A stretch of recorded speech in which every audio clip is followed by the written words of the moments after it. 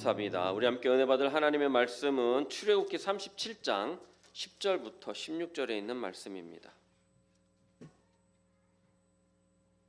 출애굽기 37장 10절부터 16절에 있는 말씀 다 찾으신 줄 믿고 한 목소리로 합독하도록 하겠습니다. 그가 또 조각목으로 상을 만들었으니 길이가 2규빗, 너비가 1규빗, 높이가 1규빗 반이며 순금으로 싸고 위쪽 가장자리로 돌아가며 금태를 둘렀으며 그 주위에 손바닥 넓이만한 턱을 만들고 그 턱 주위에 금으로 태를 만들었고 상을 위하여 금고리 넷을 부어 만들어 네 발 위 네 모퉁이에 달았으니 그 고리가 턱 곁에 있어서 상을 매는 채를 꿰게 하였으며 또 조각목으로 상 맬 채를 만들어 금으로 쌌으며 상 위에 기구 곧 대접과 숟가락과 잔과 따르는 병을 순금으로 만들었더라. 아멘. 지난 시간에 이어서 오늘도 성막의 성물들 그 두 번째 시간을 이어가도록 하겠습니다. 지난 시간에 성막에 쓰이는 성물 중에 어떤 것에 대해서 말씀을 나눴죠? 언약궤에 대해서 말씀을 나눴죠. 여러분 언약궤를 법궤라고도 한다 그랬어요. 그렇죠? 예, 이 법궤는 두 부분으로 나누는데 궤 부분하고 덮개 부분으로 나눈다. 그 궤 부분에는 뭐가 들어간다 그랬어요? 세 가지. 십계명 돌판 2개하고 만나 항아리하고 아론의 쌍난 지팡이가 들어있다. 그리고 그 위에는 속죄소 그 덮개로 덮는다라고 말씀을 드렸어요. 또 그 덮개를 속죄소라 부른다 그랬죠. 또 다른 말로 시은좌라고 하기도 한다. 자, 법궤는 하나님의 임재를 상징한다 그랬습니다. 하나님의 임재 안에 우리가 있는 거죠. 그래서 우리와 함께 하시는 임마누엘의 축복이 바로 이 궤의 부분을 이야기합니다. 그리고 그 궤 안에는 뭐가 들어있습니까? 십계명 돌판 2개가 있습니다. 십계명 돌판 2개는 무슨 뜻을 이야기합니까? 율법에 비춰봤을 때 우리는 죄인이에요. 죽을 수밖에 없는 죄인이에요. 그 다음에 만나 항아리예요. 만나는 광야에서 주셨던 하나님이 주셨던 식량이자 은혜였죠. 하지만 그들은 이스라엘 백성들은 그 은혜에 족했습니까? 족하지 못했습니까? 족하지 못했죠. 그래서 날마다 불평하고 불만하고 나중에는 만나를 주심에도 불구하고 뭐를 달라 그랬다 그랬어요? 고기를 달라. 그래, 고기를 달라. 그건 바로 은혜를 받고도 만족하지 못하고 불평하는 우리의 모습이었다라는 것입니다. 그러므로 우리는 주신 은혜를 족한 줄 알고 감사할 때 바로 그때 내게 능력 주시는 자 안에서 내가 모든 것을 할 수 있는 그 능력이 이루어지는 줄 믿으시기를 바랍니다. 제가 지금 목이 약간 부었어요. 그래서 말씀을 할 때 약간씩 갈라지는 게 있을 거예요. 그러니까 여러분들 이해하고 들어주시기 바랍니다. 그리고 아론의 쌍난 지팡이가 있었어요. 아론의 쌍난 지팡이. 무슨 얘기였습니까? 우리의 교만한 죄에 대한 말씀이었습니다. 하나님의 도전하는 그런 하나님의 권위에 도전하는 그런 일이었다라는 것입니다. 그래서 민수기 16장에 나오는 그 고라의 자손들이 모세의 권위에 도전했다가 어떻게 되죠? 다 이제 심판받는 그런 일들을 내용을 살펴봤어요. 이렇듯 우리는 하나님 앞에 모두 다 죄인이고 또 은혜로 알지 못하는 어리석은 백성들이자 또 교만하기 짝이 없는 구제불능이었다라는 것입니다. 그러나 그것을 그 은혜 하나님의 임재라는 그 통 안에 집어넣고 뭘로 덮는다 그랬어요? 속죄소 예수 보혈의 은혜로 덮어주는 겁니다. 그래서 우리가 하나님의 구원에 이를 수가 있는 겁니다. 믿습니까? 속죄소가 바로 그거죠. 법궤의 덮개를 이야기합니다. 이 속죄소는 어떻게 만들어졌다고요? 한 쌍의 그룹들이 서로 마주보면서 날개를 편 모습이었다. 그런데 그것을 어떻게 만들었다 그랬습니까? 정금을 가지고 망치로 두드려서 만들었다라는 것입니다. 그 작업이 얼마나 힘들었겠습니까? 여러분 제가 그게 단조라 그래요. 그 공에 그렇게 금속을 두드려서 만드는 기법을 단조라 그러는데 단조가 어떤 건지 하고 살펴봤어요. 그래서 유튜브를 보니까 세상에 요만한 평평한 그릇으로 평평한 이런 철판으로 주전자를 만드는데 수만 번을 두드리더라고요. 평평한 이 금속 판을 가지고 주전자를 만드는데도 수천 수만 번을 두드리는데 날개, 천사, 날개를 펴서 서로 마주보고 있는 그 그룹을 만들었으라고 생각을 해보세요. 얼마나 두드려야 되는가? 얼마나 두드려야 되는가? 어떤 것을 이야기한다 그랬습니까? 우리를 위해 십자가에서 그 고난을 받으신 예수님의 그 고난을 상징한다 그랬죠. 그래서 우리의 허물을 위해 채찍으로 맞고 고난 당하심으로 우리의 죄를 씻어 주신 것에 대한 예표가 바로 그 속죄소다. 속죄소의 모양이다. 그래서 그 속죄소에다가 뭐를 뿌려야 된다고요? 피를 뿌림으로 우리가 죄 사함을 받는다라는 것입니다. 그래서 우리의 죄와 허물을 상징하는 십계명 돌판 2개, 아론의 쌍난 지팡이, 만나 항아리가 들어있는 궤를 속죄소라고 하는 그 덮개로 덮어주시는 것이지요. 피를 뿌리고 그 피가 우리의 죄와 허물을 덮어주는 거지요. 그 피가 죽을 수밖에 없는 우리를 어떻게 해주시는 거예요? 살리는 줄 믿습니다. 이것이 뭐라고요? 복음이다 그랬습니다. 우리의 죄보다 살리시는 은혜가 더 큰 줄 믿습니다. 내 교만보다 주님의 사랑이 더 깊은 줄 믿으시기를 바랍니다. 그러니까 우리가 살 수 있는 겁니다. 하나님이 우리의 교만을 참아주시지 못하고 우리의 죄를 덮어주시지 못한다면 우리는 다시 살 수가 없는 거겠지요. 그러나 그 큰 은혜, 그 큰 자비로 인하여서 우리가 다시 살 수 있게 된 줄 믿으시기를 바랍니다. 그래서 우리가 예배의 자리, 말씀의 자리, 기도의 자리를 어떻게 해요? 우리의 시은 자, 은혜를 받는 자리, 시은 자로 만들자라는 것이 지난 시간에 말씀이었어요. 기억나시죠? 그래서 우리가 이스라엘 사람들이 광야에서 법궤를 따라 행진한 것처럼 우리도 예수님을 따라 우리는 나가야 된다라고 말씀드렸죠. 율법의 앞에서 죄를 인정하고 만나 앞에서 만족을 배우고 아론의 지팡이 앞에서 겸손을 회복할 때 우리에게 베푸시는 속죄의 은혜 또 구원의 축복이 넘치게 되는 줄 믿습니다. 이렇게 우리가 지성서를 살펴봤다면 오늘은 성소에 있는 성물들을 살펴보도록 하겠습니다. 성소는 있잖아요. 성소는 성소와 지성소로 나눠요. 성소와 지성소. 그래서 이게 크기가 어떻게 되어 있냐면 가로는 10규빗이에요. 그리고 세로는 30규빗인데 지성소는 10규빗 이렇게 되어 있어요. 그리고 휘장으로 막혀져 있고 20규빗, 10규빗이 어떻게 되냐면 그게 성소입니다. 성소. 그래서 지성소와 성소를 통틀어서 성소라고 이야기를 합니다. 자, 그런데 그 성소에 들어가면 오른쪽에는 뭐가 있냐면 왼쪽에는 금촛대가 있고 오른쪽에는 떡상이 있습니다. 그리고 휘장 가까이 안쪽에는 그 분향단이 있다라는 것입니다. 자, 그래서 오늘 그 촛대와 그 다음에 떡상과 분향대가 가지는 의미와 은혜를 통해서 우리가 한번 알아보는 시간을 갖도록 하겠습니다. 먼저 떡상에 대해서 알아보겠습니다. 이 떡상을 뭐라고 부르냐면 진설병상이라고 불러요. 뭐라고 부른다고요? 자, 오늘 10장부터 16절 우리 다시 한번 읽어보도록 하겠습니다. 시작.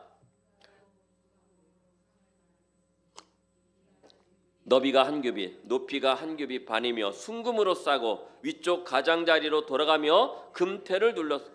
그 주위에 손바닥 넓이만한 턱을 만들고 그 턱 주위에 금으로 테를 만들었고 상을 위하여 금고리 넷을 부어 만들어 내 모퉁이에 달았으니 그 고리가 턱 곁에 있어서 상을 매는 채를 꿰게 하였으며 또 조각목으로 상 맬 채를 만들어 금으로 쌌으며 상 위에 기구 곧 대접과 숟가락과 잔과 따르는 병을 순금으로 만들었다라고 말씀합니다. 첫 번째는 뭐라고요? 떡상이라 그랬습니다. 다른 말로 뭐라고요? 진설병상이라고 합니다. 진설병을 올려놓기 위한 상, 그 다음에 부속 기구, 즉 대접, 숟가락, 잔, 따르는 병 등을 다 이렇게 만드는 장면들이 기록되어 있습니다. 상은 조각목 위에 뭘로 입혔다고요? 순금을 입혀서 만들었고 부속 기구들은 그냥 순전히 금으로 그렇게 만들었다라고 그랬습니다. 자, 진설병이 왜 진설병이냐? 자, 따라서 해보겠습니다. 하나님 얼굴 앞에 놓인 떡, 하나님 얼굴 앞에 놓인 떡이라 그래서 진설한 병이다, 떡이다 해서 진설병입니다. 히브리어로 레헴 하파임이라고 그래요. 레헴 하파임. 그래서 여러분 어떻게 외우냐면 에헴 하나님, 에헴 하나님, 레헴 하파임 이렇게 외우시면 돼요. 그래서 그게 진설병이라고 그러는데 이 레헴은 떡, 양식이라는 뜻이고 있고 하파임은 면전이라는 뜻이 있어요. 그래서 얼굴 앞에 떡이란 얘기입니다. 그래서 이것을 하나님 앞에 놓인 뭐라고요? 떡이라는 의미를 가져요. 떡은 뭡니까? 만나처럼 생명의 양식, 하나님의 말씀을 의미하죠. 그래서 베들레헴이 뭐라 그랬어요? 베들레헴이 뭐라 그랬어요? 떡집. 떡집. 베들레헴이 뭐예요? 배 나온 아저씨지. 베들레헴은 떡집입니다. 떡집. 그래서 이 떡집은 하나님의 말씀을 의미하는데, 그래서 이 떡은 어떻게 했느냐? 안식일마다 새로운 떡을 가지고 와서 그 6줄씩 2줄로 해가지고 12개를 가져와 가지고 매 안식일마다 새로 어떻게 했어요? 갈았다라는 것입니다.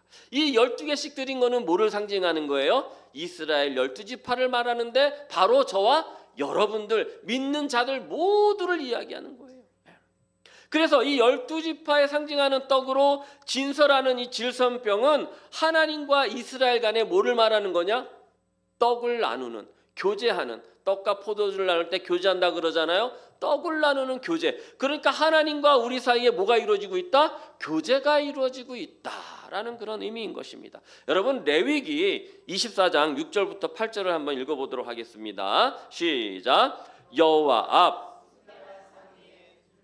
한 줄에 6씩 진설하고 너는 또 정결한 유양을 그 각 줄 위에 두어 기념물로 여호와께 화제를 삼을 것이며 안식일마다 이 떡을 여호와 앞에 진설할지니 이는 이스라엘 자손을 위한 것이요 영원한 언약이니라. 안식일마다 이 떡을 여호와 앞에 항상 진설할지니 이는 이스라엘 자손을 위한 것이요 영원한 언약이니라. 아멘. 8절.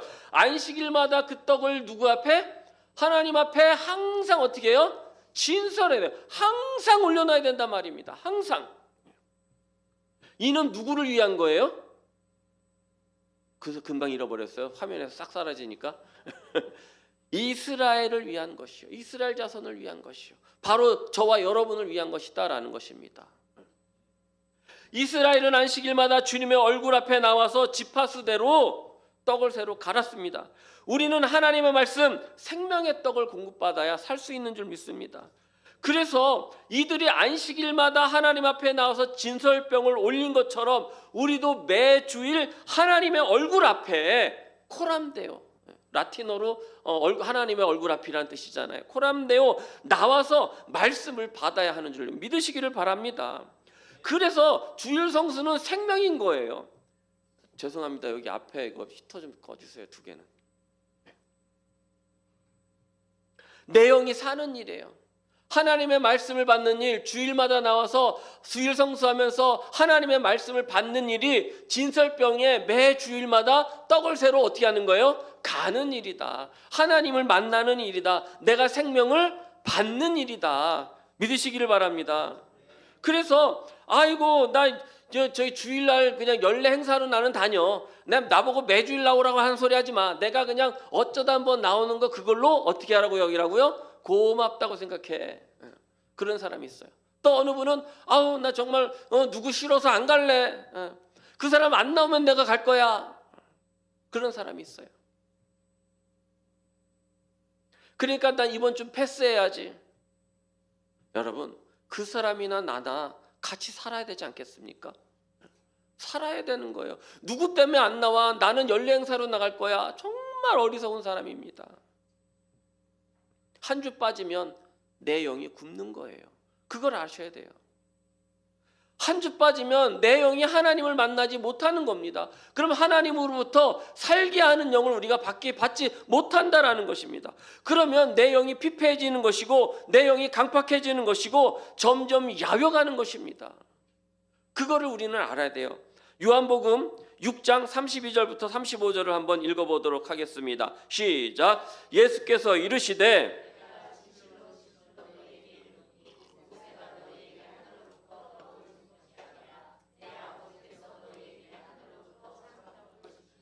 하나님의 떡은 하늘에서 내려 세상에 생명을 주는 것이니라. 뭐를 주신다고요? 생명을 주시는 거예요. 그래서 우리가 그 떡을 어떻게 해야 돼요? 받아 먹어야 된다라는 것입니다.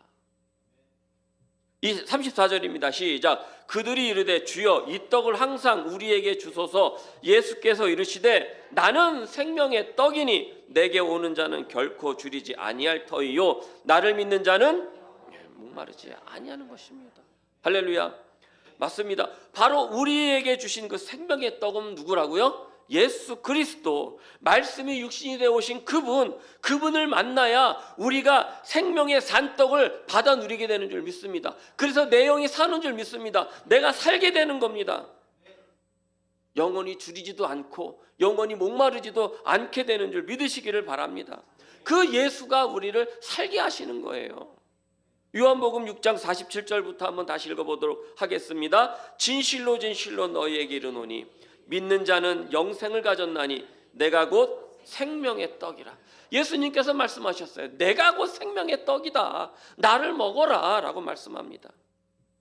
49절입니다. 너희 조상들은 광야에서 만나를 먹었어도 죽었거니와 이는 하늘에서 내려오는 떡이니 사람으로 하여금 먹고 죽지 아니하게 하는 것이라. 이게 뭐예요? 누구예요? 바로 예수 그리스도, 생명의 말씀, 생명의 떡을 이야기하는 것입니다. 51절 시작.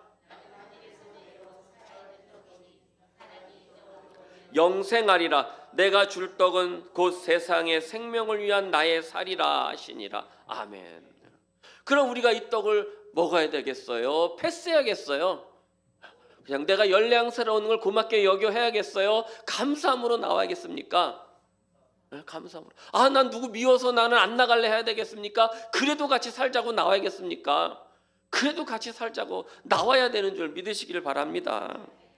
본문 12절에 그렇게 말씀했어요. 그 주위에 손바닥만한 턱을 만들어라 그랬습니다. 여러분 왜 떡 올려놓는 주위에 턱을 만들어 놨겠어요? 미끄러지지 말라고, 떨어지지 말라고. 하나님이 그렇게 우리를 붙잡아 주신다라는 거예요. 너 떨어지지 마라. 믿음에서 떨어지지 마라. 생명에서 떨어지지 마라. 예수에서 떨어지지 마라. 우리는 정말 그 예수를 소유하는 일에서 미끄러지거나 밀려나서는 안 될 줄 믿습니다. 왜 밀려나서는 안 됩니까? 왜 미끄러져서 안 됩니까? 안 미끄러져야 사는 거예요. 예수를 꽉 붙잡고 말씀을 꽉 붙잡고 성령을 꽉 붙잡을 때 그 은혜와 풍성한 생명을 주시는 줄 믿으시기를 바랍니다. 따라서 해보겠습니다. 꽉 붙잡자. 네. 슬슬 붙잡지 마시고 꽉 붙잡으시기를 바랍니다. 아멘. 자, 등잔 때 보시겠습니다. 17절부터 24절. 제가 먼저 17절을 읽을 테니까 여러분들이 18절을 읽어주시기 바랍니다. 그가 또 순금으로 등잔대를 만들되 그것을 쳐서 만들었으니 그 밑판과 줄기와 잔과 꽃받침과 꽃이 그것과 한 덩이로 되었고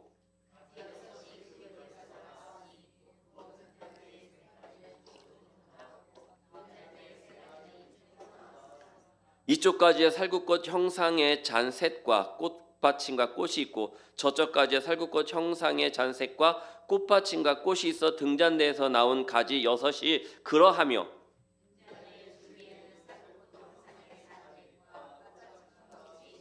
등잔대에서 나온 가지 6을 위하여 꽃받침이 있게 하였으되 두 가지 아래에 한 꽃받침이 있어 줄기와 연결하였고 또 두 가지 아래에 한 꽃받침이 있어 줄기와 연결하였고 또 다시 두 가지 아래에 한 꽃받침이 있어 줄기와 연결하되 연결되게 하였으니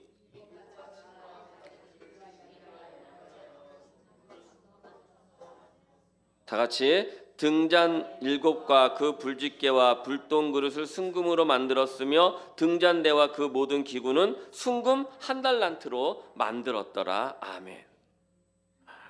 성막을 만드는데 들어간 금의 양이 얼마나 되는지 아십니까?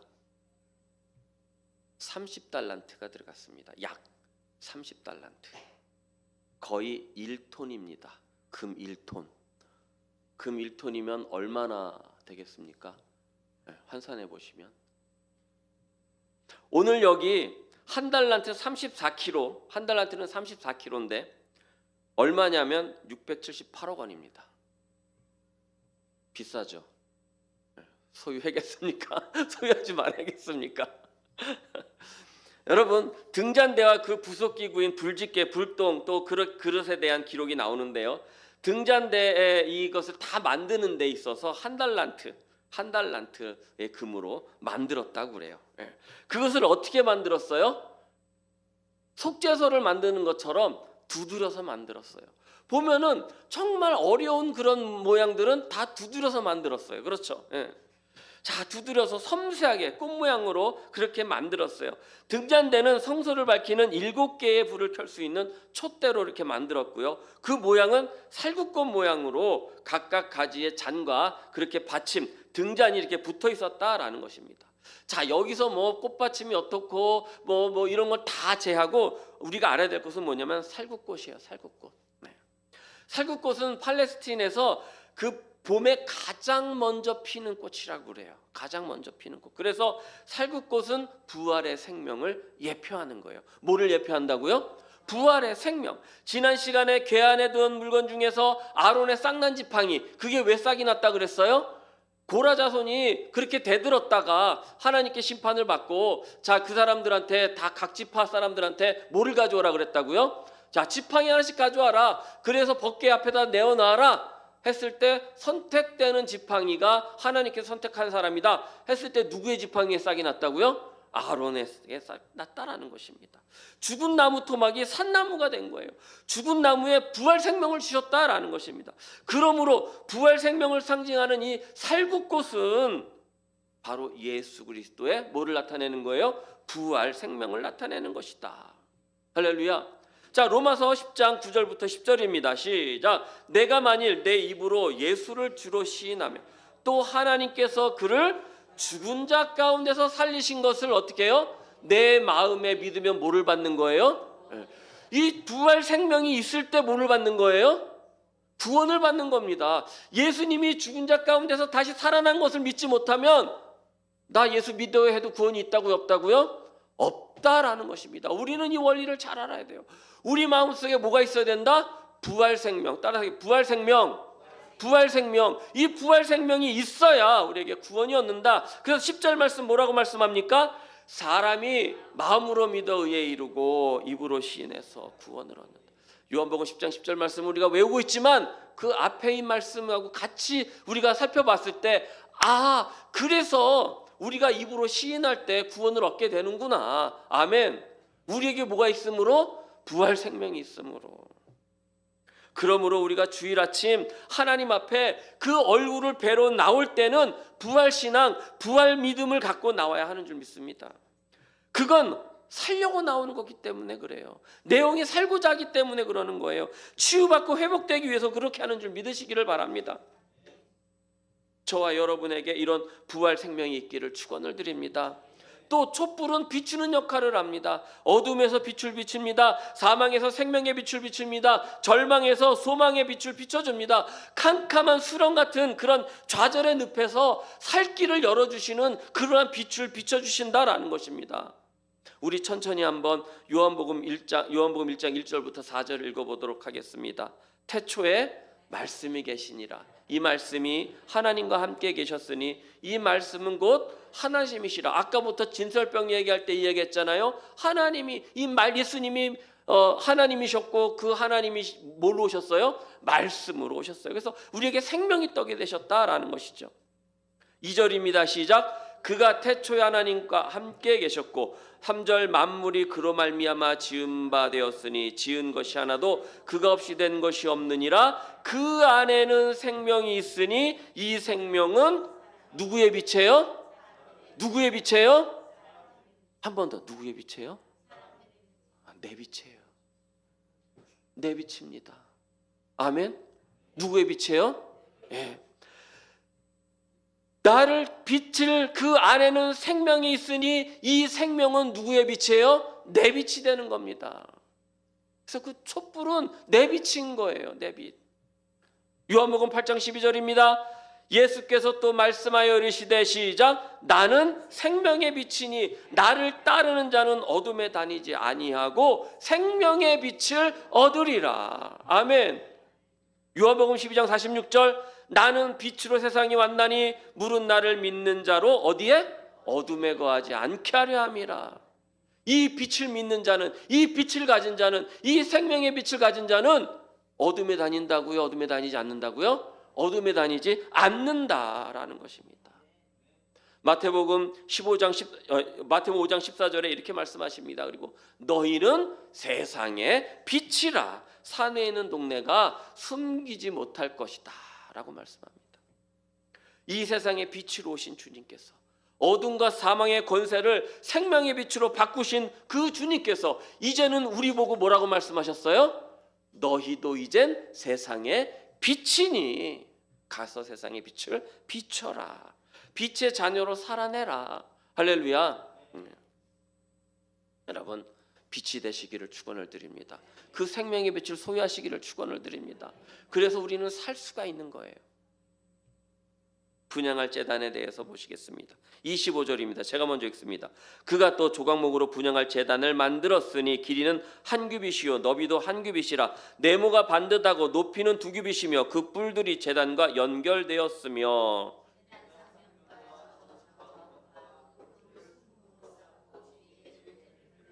그 태 아래 양쪽에 금고리 둘을 만들었으되 곧 그 양쪽에 만들어 제단을 매는 채를 꿰게 하였으며 다 같이요. 거룩한 관유와 상품으로 정결한 향을 만들었을 때 향을 만드는 법대로 하였더라. 아멘. 마지막으로 분향단에 대해서 한번 살펴보겠습니다. 분향단은 어디에 있다고요? 지성소 가장 안쪽에 휘장 바로 앞에 중앙에 조각목으로 네모 반듯하게 만들고 금으로 싸고 네 모퉁이에는 뿔을 만들어서 이렇게 달았고 전체를 순금으로 싸고 금태를 둘렀어요. 그 다음에 고리를 걸었죠. 그래가지고 거기다 뭐를 꿰게 했다고요? 채를 꿰게 했다라는 것입니다. 그리고 거기에다가 향을 피우는데 어떤 향을 피웠어요? 거룩한 광유로 향품으로 그렇게 향을 피웠다라는 것입니다. 우리가 전에 28장부터 저기 봤을 때 30장인가요? 그 거룩한 관유에 대해서 한번 우리가 이야기를 나눈 적이 있었죠. 하나님께서 주신 그 방법대로 똑같이 만들어야 된다라고 말씀드렸습니다. 여러분 이 분향단, 이 향기는 뭐를 뜻할까요? 이 올려드리는 이 연기는 뭐를 뜻하는 겁니까? 기도, 기도, 성도의 기도입니다. 성도의 기도. 시편 141편에서 다윗은 자신의 기도를 분향단에 올려지는 그 향으로 비유했습니다. 다윗이 자신을 해치려는 그 대적들을 피해가지고 도망다니면서 그 절체절명의 순간에서 하나님 앞에 간절한 소원을 두고 기도합니다. 뭐라고 기도했는지 한번 보시겠습니다. 141편 2절 다 같이 시작. 나의 기도가 주의 앞에 분향함같이 되며 나의 손드는 것이 저녁 제사같이 되게 하소서라고 기도했습니다. 누가복음에서는 사가랴 제사장이 등장합니다. 침례 요한의 아버지지요. 그가 성소에서 분향할 때 백성들이 밖에서 기도를 했고 그때에 주의 천사가 나타나서 사가랴에게 환상 중에 이야기를 합니다. 그래서 엘리자벳이 잉태하겠다. 그러면서 그 아이가 요한이다 라고 이야기를 하죠. 우리 한번 보겠습니다. 누가복음 1장 8절부터 11절 시작. 마침 사가랴가 그 반열의 차례대로 하나님 앞에서 제사장의 직무를 행할세 제사장의 전례를 따라 제비를 뽑아 주의 성전에 들어가 분향하고 모든 백성은 분향하는 시간에 밖에서 기도한. 분향할 때 우리는 어떻게 해야 되는 거예요? 기도해야 되는 거예요. 기도해야 되는 거예요. 그때 주의 사자가 나타나서 응답을 주는 겁니다. 그래서 우리가 기도할 때 하나님이 뭐 하시는 거예요? 응답하는 거예요. 우리의 기도를 누가 들고 올라가는 거예요? 주의 사자, 천사들이 들고 올라가는 거예요. 그래서 야곱이 그 돌베개를 베고 자고 일어났을 때 어떻게 됐어요? 그 꿈에서 천사들이 사닥다리로 오르락내리락 하는, 그래서 자기의 기도를 올려놓는 그 꿈을 꾸지 않습니까? 요한계시록에 분명히 이 분향단에 대한 그런 명확한 제시가 나옵니다. 천사가 받아서 하나님 앞에 가지고 올라가서 쏟아놨는 그것이 무엇이냐 보니까 성도들의 기도더라. 아멘. 요한계시록 8장 3절부터 보시겠습니다. 천천히 한 절씩 읽어보겠습니다. 시작. 또 다른 천사가 와서 제단 곁에 서서 금향로를 가지고 많은 향을 받았으니 이는 모든 성도의 부자 앞 금제단에 드리고자 함이라. 여러분, 그 성도의 뭐라고요? 기도다. 4절 시작. 향연이 성도의 기도와 함께 천사의 손으로부터 하나님 앞으로 올라가는지라. 기도가 어떻게 올라가요? 천사에게 들려서 올라가는 겁니다. 그래서 우리가 기도할 때 주의 천군 천사, 돕는 천사를 허락해 주소서 하고 기도해야 되는 거예요. 아멘. 원로 목사님 많이 말씀하셨잖아요. 그래서 우리의 기도를 누가 갖고 올라가는 거예요? 천사가 들고 올라가는 거예요. 그 누구 앞에 쏟아놓는 거예요? 하나님 앞에, 그 금제단 앞에 쏟아놓더라는 것입니다. 5절입니다. 시작. 천사가 향로를 가지고 제단에 불을 담아다가 땅에 쏟음에 우레와 음성과 번개와 지진이 나더라. 아멘. 성소의 분향단은 하나님 보좌 앞에 있는 금제단이죠. 향은 성도들의 기도입니다. 분향단은 성수와 지성소 사이, 즉 죄인의 인간이 거룩하신 하나님 그 사이에 경계하면서, 그 경계에서 기도를 통해서 우리가 하나님 앞으로 자꾸 어떻게 하는 거예요? 나아가는 것을 의미하더라. 이제는 그 휘장이 갈라지고 우리가 어떻게 해요? 직접 하나님 앞에 나아갈 수 있는 힘을 얻었더라라는 것입니다. 또 분향단의 향이 아침 저녁으로 끊이지 않은 것처럼 성도의 기도도 끊어야 돼요? 끊이지 않아야 돼요? 끊이지 않아야 된다라는 것입니다. 끊이지 않아야 되는 거예요.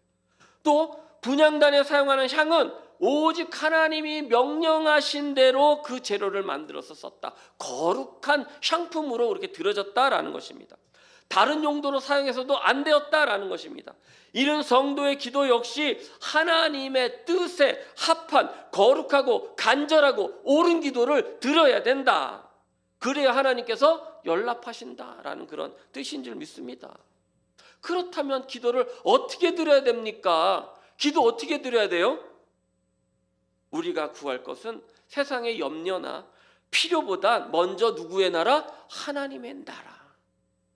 기도의 우선순위는 하나님의 뜻이 먼저 나의 삶 속에서 어떻게 되리라? 이루어지리라. 마태복음 6장 33절. 그런즉 너희는 먼저 그의 나라와 그의 의를 구하라. 그리하면 이 모든 것을 너희에게. 아멘.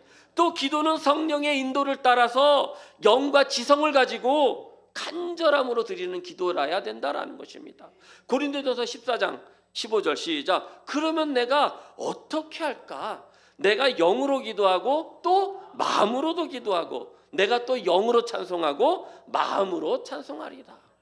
영으로 그냥 기도하는 것도 좋아요. 하지만 마음으로 촉촉한 지성을 가지고 아랠 것을 또박또박 하나님 앞에 올려드리는 것도 중요하더라. 그래서 사도 바울이 고민했습니다. 그렇다면 내가 어떻게 할까? 어떻게 기도할까? 고심했다라는 겁니다. 그래, 이렇게 기도해야지. 어떻게 기도해야지? 내가 영으로도 기도하고 또 마음으로도 기도하고, 이왕 기도했으니 영으로도 찬송하고 마음으로도 찬송하자. 할렐루야.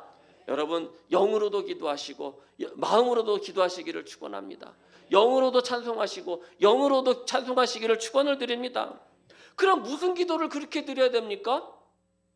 무슨 기도를 드려야 돼요? 하나님은 어떤 기도를 받으세요? 어떤 기도가 하나님의 앞에 그 역사하는 능력이 됩니까? 야고보서 5장 16절. 그러므로 너희 죄를 서로 고백하며 병낫기를 위하여 서로 기도하라. 의인의 간구는 역사하는 힘이.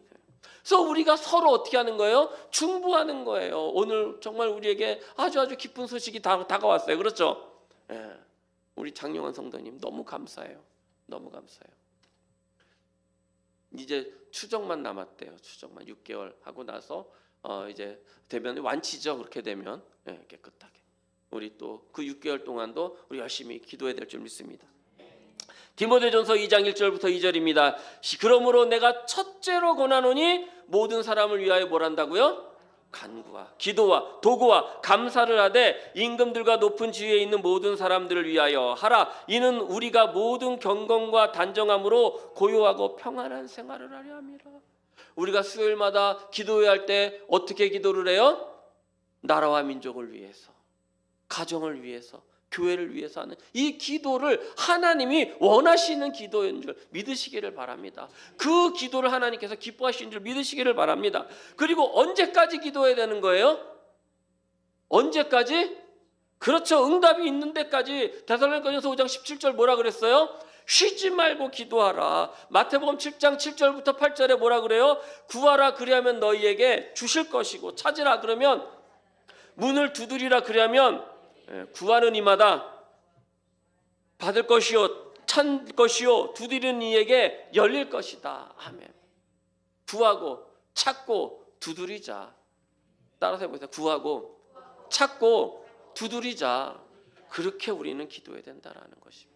그것이 분향단이 우리에게 주는 교훈이다라는 것입니다.